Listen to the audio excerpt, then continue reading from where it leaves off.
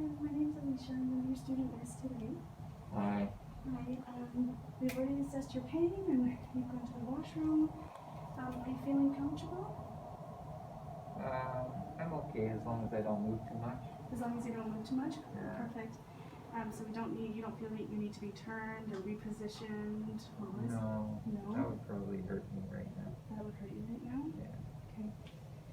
And how are you feeling right now? Well, I feel pretty lousy. Feeling lousy? Yeah. Okay. Do you mind if I sit down? No. No? Go ahead.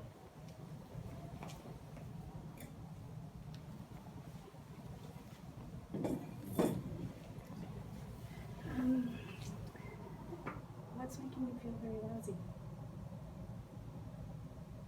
Well,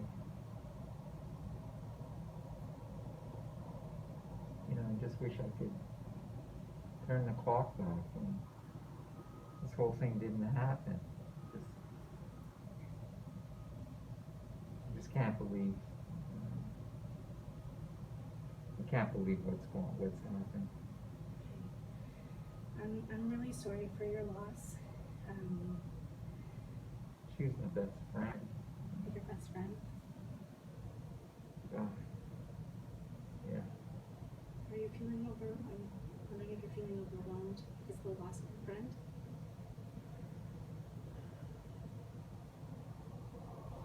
I guess so. Feel angry at myself too. Really guilty. I mean, shoot.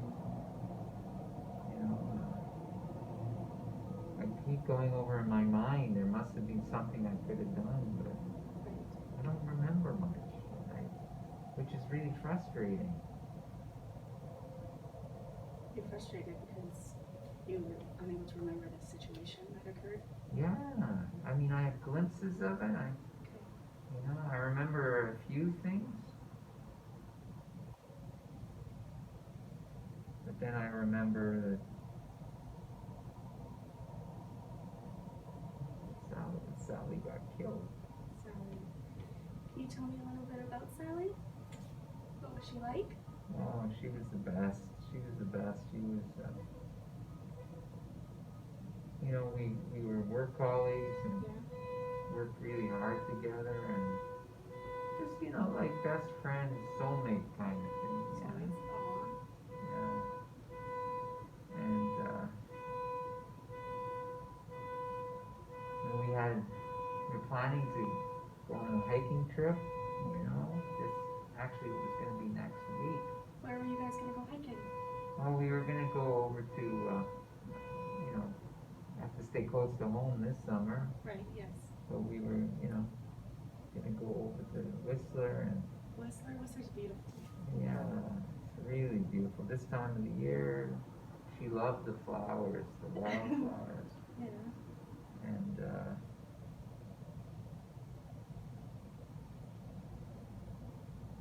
she's not going to see them again. So I'm worried about that.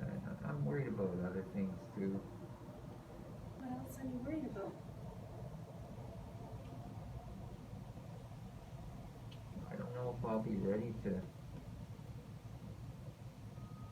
go to her funeral, and I really want to go. Okay. I really want to go, but I'm not sure I'm going to be in any shape to go. So Are you feeling disappointed that you're feeling disappointed that you may miss the funeral? yeah, I guess so. I haven't quite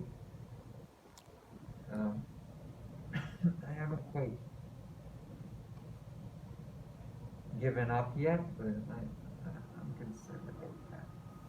Okay, 30 seconds to go.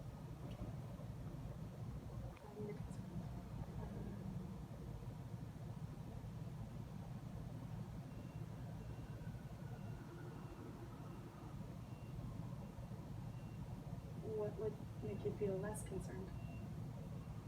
Well, I think they wanted you to try to sum it up or Oh, wrap it up in the last 30 seconds. So you're feeling angry at the situation situation of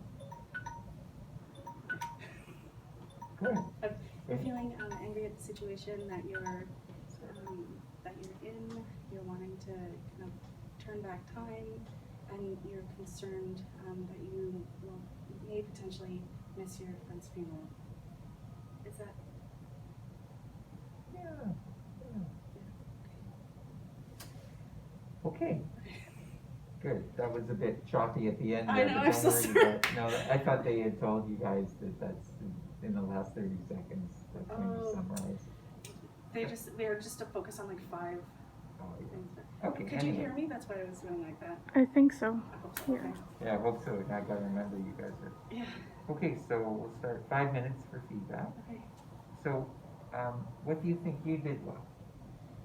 I think that I did well with my empathy.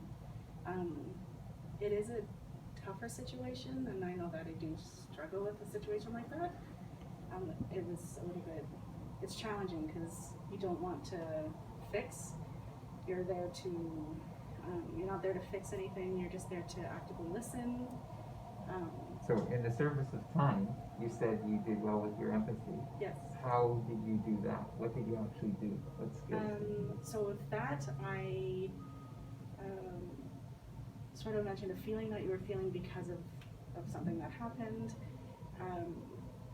I believe I did one paraphrasing, short and succinct, kind of stated what you had stated. A choppy summarizing, and then an open-ended question because you had talked about being concerned about something, so I wanted to get a bit more information on why you felt concerned. Mm-hmm. From there, I did struggle because at that point I didn't know what to say, to be honest. Okay. So Yeah. what would you like to improve on? There's one thing. I would like to improve on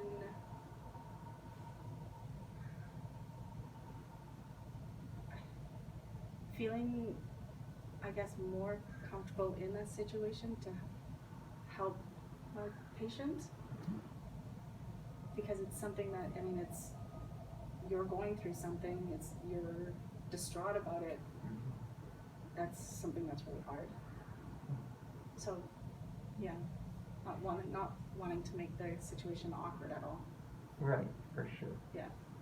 So, I'll offer you some feedback. Yes, thank you.